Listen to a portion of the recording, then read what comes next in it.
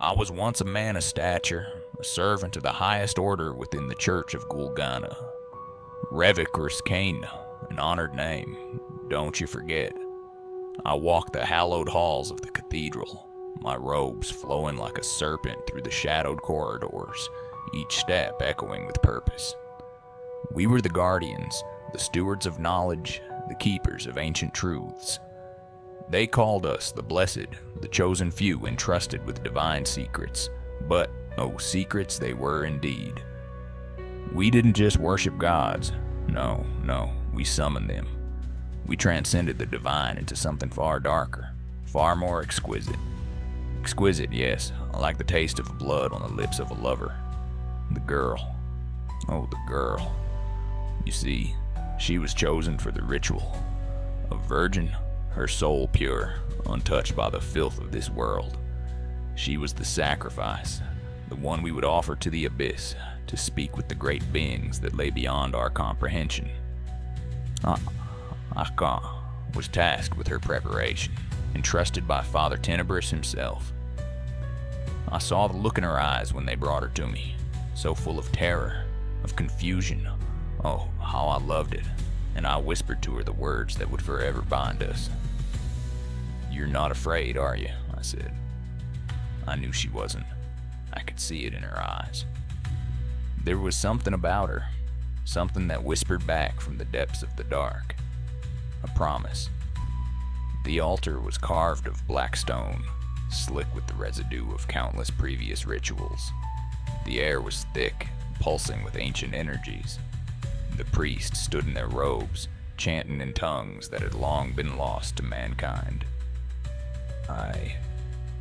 I stood beside her, my hands trembling ever so slightly, and I gazed into her eyes. She gazed back, no longer afraid. Oh, we were one then, her and I. One heart, one soul. Then Father Tenebris began. The incantations tore the fabric of reality itself. The moment her blood touched the altar, the world split. The ground trembled. The abyss ripped through the veil, and I heard it. A whisper, a promise. It called to me. It called to her. I looked down, and there she was, writhing. But it wasn't pain. No, it was ecstasy. She was becoming something. Something more. But I had betrayed her. I had bit was the first time I truly felt it, the power of the abyss. And the last time I would ever truly feel alive again. You can't understand the significance of what we did, what I did. Oh, you think you do, but you don't. Not until you've seen the way the world shifts when the veil is torn, when that thing from the other side crawls through and whispers to you. She, the girl, I can still see her face. The way her lips quivered just before the ritual began, eyes wide with fear and disbelief. It should have been different. I wanted it to be different, but something in the air that night, something in her, in me, in the energy around us, shifted. The very fabric of reality seemed to fold, to twist around us as if it too was watching, waiting for the moment we would cross over into something other. Father Tenebris stood in his place, a towering figure draped in dark robes, his presence overshadowing the altar like a shadow over the sun. He was more than a man, you know. I could feel it then.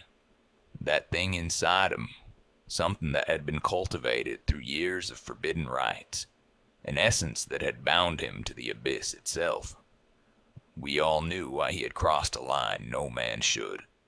But he was our leader, our guide, the one who held the keys to the gates of the unknown.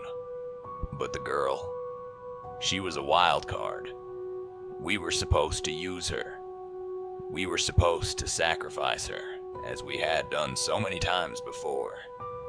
And yet, as the ritual began, as the first drops of blood spilled onto the cold stone, something shifted.